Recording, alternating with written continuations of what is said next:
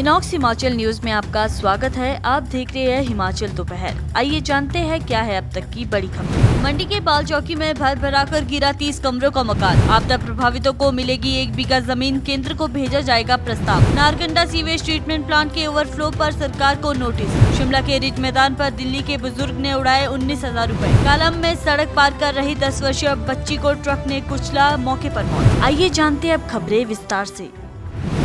मंडी जिले के बाली चौकी में 22 अगस्त रात भूस्खलन के चलते बाजार क्षेत्र की 3 मंजिला इमारत पूरी तरह ढह गई। राहत की बात ये रही कि प्रशासन ने समय रहते खतरे को भांप लिया और इमारत में रह रहे लगभग 60 परिवारों को सुरक्षित बाहर निकाल लिया।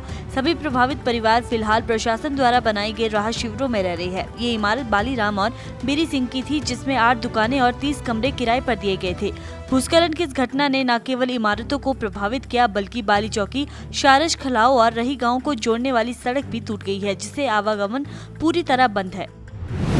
मुख्यमंत्री सुखविंदर सिंह सुक्खू ने विधानसभा में कहा कि हिमाचल प्रदेश के आपदा प्रभावित परिवारों को 1 बीघा जमीन दी जाएगी। उन्होंने स्पष्ट किया कि राज्य के पास अपनी जमीन उपलब्ध नहीं है, क्योंकि अधिकांश भूमि वन अधिनियम के तहत आती है। ऐसे में राज्य सरकार केंद्र को जमीन उपलब्ध करवाने का प्रस्ताव भेजेगी। सुक्खू ने बताया कि अन्य राज्यों के मुकाबले हिमाचल सरकार प्रभावितों को सबसे बेहतर राहत पैकेज दे रही है। सरकार ने घर बनाने के लिए 7 लाख और लापता सामान के लिए 70,000 रुपए अतिरिक्त देने की घोषणा की है। ये पैकेज पूरे प्रदेश में लागू होगा। मुख्यमंत्री ने ये भी बताया कि केंद्र से सहयोग की लगातार मांग की जा रही है, ताकि वन भूमि में पुनर्वास के लिए अस्थायी छूट मिल सके।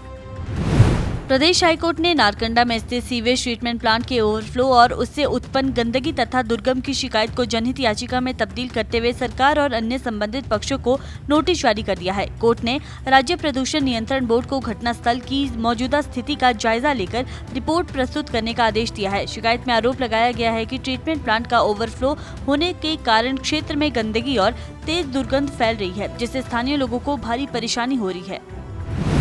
राजधानी शिमला के मशहूर रिज मैदान के पास 22 अगस्त को एक अनोखा मामला सामने आया, जब दिल्ली का रहने वाला 75 वर्षीय सतीश खुराना ने करीब 19,000 रुपए के नोट हवा में उड़ाने शुरू कर दिए। पुलिस को सूचना मिलने पर तत्काल मौके पर पहुंची और सतीश खुराना को हिरासत में ले लिया गया।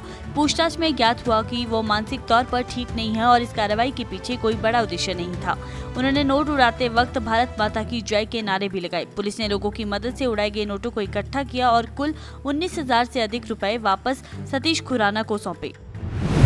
कालाअंब नारायणगढ़ रोड पर 22 अगस्त को एक हादसा हुआ, जब सेंट फ्रांसिस स्कूल के सामने सड़क पार कर रही 10 साल की आराध्या कुमारी को तेज रफ्तार ट्रक ने रौंद दिया। घटना इतनी भयानक थी कि बच्ची की मौके पर ही जान चली गई।